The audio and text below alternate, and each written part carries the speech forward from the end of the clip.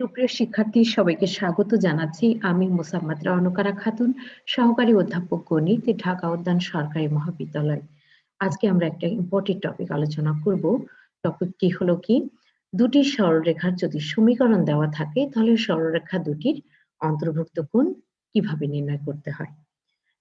তো সরলরেখা দুটির সমীকরণ ধরে নাও, একটি y equal m1x plus c1, আরেকটি y equal m2x plus c2। সরলরেখা দুটির আমরা এখন মধ্যবর্তী কোণ নির্ণয় করব। চিত্রে দেখো দুটি সরলরেখা, সরলরেখা দুটির মধ্যবর্তী কোণ একটি হলো ফাই আর একটি সাই। এবার সরলরেখা দুটি এক্স অক্ষের ধনাত্মক দিকের সাথে θ1 এবং θ2 কোণ উৎপন্ন করেছে, এটি আমরা ধরে নিলাম। ঠিক আছে, তাহলে এখান থেকে আমরা বলতে পারি এবি রেখার ঢাল tan θ1, সিডি রেখার ঢাল tan θ2। ওকে, আবার এখান থেকে বলতে পারি এবি রেখার ঢাল m1, সিডি রেখার ঢাল m2। হ্যাঁ, আচ্ছা, এবার দেখো আরেকটি আমরা জিনিস এখানে লক্ষ্য করছি, এই কোণটির বহিঃস্থ কোণ হলো θ1। তাহলে θ1 সমান তোমরা শিখেছো এসএসসি তে কি, θ1 সমান θ2 প্লাস ফাই, θ2 প্লাস ফাই। ঠিক আছে, তাহলে এখান থেকে ফাই এর মানটি আমরা বের করে নিব। ফাই সমান θ1 মাইনাস θ2। এবার দেখো চিত্র থেকে আমরা ঢাল পেলাম, আবার সমীকরণ থেকে ঢাল পেলাম, তাহলে আমরা লিখতে পারি m1 সমান tan θ1 আর m2 সমান লিখতে পারি tan θ2, তাই না? আচ্ছা, আবার এখান থেকে কি লিখতে পারি দেখো, tan ফাই সমান tan θ1 মাইনাস θ2। ওকে, এখানে এখন আমরা একটি সূত্র অ্যাপ্লাই করব। সূত্রটি হয়তো অনেকের অজানাও হতে পারে।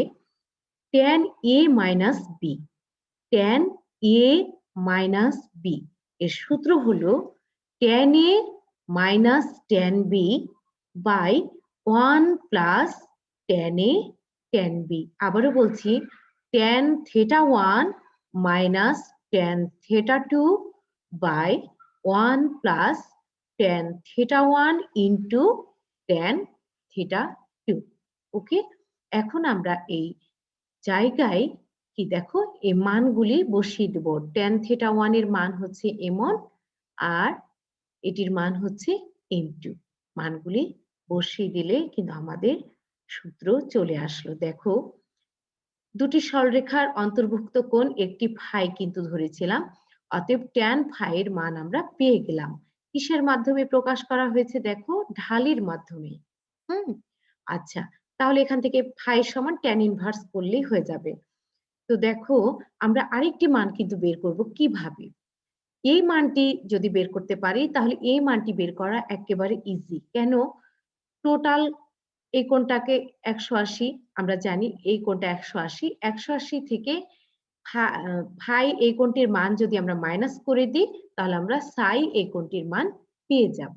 ওকে, তাহলে tan সাই সমান tan পাই মাইনাস ফাই সমান, দেখো পাই মানে 180 ডিগ্রি আর tan 180 ডিগ্রি, tan এখানে 180 ডিগ্রি থাকলে tan চেঞ্জ হয় না, tanই হয়ে যায়। আর কোন চতুর্ভাগে পড়তেছে দেখো, 180 মাইনাস সামথিং, অর্থাৎ দ্বিতীয় চতুর্ভাগে tan নেগেটিভ। ঠিক আছে, তাহলে সেই জন্য মাইনাস হলো। ওকে, তাহলে আমরা কি পেলাম, মাইনাস tan ফাই। এবার tan ফাই এর মান তোমরা বের করেছো, তোমরা জানো যে বের করেছি। তাহলে মানটি বসিয়ে দাও, মাইনাস এই মানটি আমরা বসিয়ে দিলাম। তো দেখো দুটি মান কি, একটি প্লাস আর একটি মাইনাস। ঠিক আছে, তাহলে আমরা যদি এখন বলি যে দুটি সরলরেখা দেওয়া থাকলে তাদের মধ্যবর্তী কোণ যদি থিটা হয়, তাহলে থিটা সমান কি পেলাম, একবারে আমরা সূত্রটি লিখতে চাই। অর্থাৎ থিটা কিন্তু কার কাজ করছে বলো, ফাই আর সাইড। ওকে, তাহলে tan থিটা সমান আমরা প্লাস মাইনাস একেবারে লিখে দিব, plus minus m1 minus m2 by 1 plus m1 into m2।